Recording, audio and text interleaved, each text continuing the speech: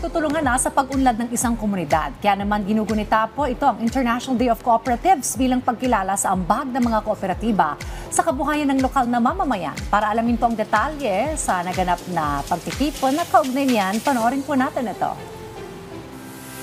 Isa sa magandang katangian ng isang komunidad ang aktibong pakikilahok ng bawat miyembro nito. Kaya't ipinagdiwang ang makabuluhang selebrasyon ng International Day of Cooperative bilang pagbibigay pugay sa kontribusyon ng mga kooperatiba sa lokal na ekonomiya.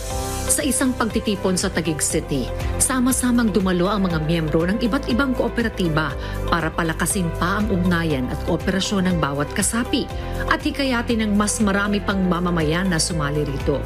So ang gusto natin, mabuo natin yung ugnayan. Ugnayan ng bawat kooperatiba, ng mga government officials na involved sa pagpapalaganap at pagpapaunlad ng kooperatiba. Na kung saan malalaman ng bawat kooperatiba na may mga gobyerno palang tumutulong sa kanila at nagbibigay ng mga financial assistance. Ang International Cooperative Day ay taunang ginugunita sa unang Sabado ng buwan ng Hulyo. Itinakda ito ng United Nations at International Cooperative Alliance upang kilalanin ang papel nito sa pagtataguyod ng pagkakaisa, kaunlaran at patas na kabuhayan.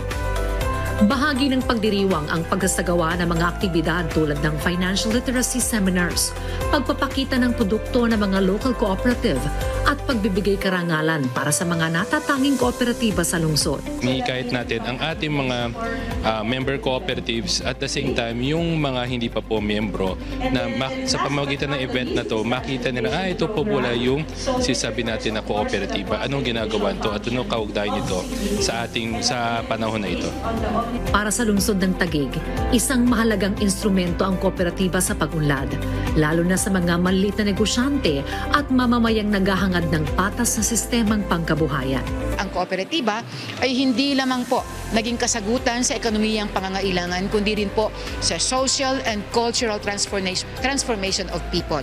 So when you go into cooperative, not only that your economic needs will be addressed, but also of course your social and your cultural needs. Sa pagtatapos ng gawain, tiniyak ng pamahalang lungsod ang buong suporta nito sa mga kooperatiba bilang katuwang sa mas progresibong kinabukasan.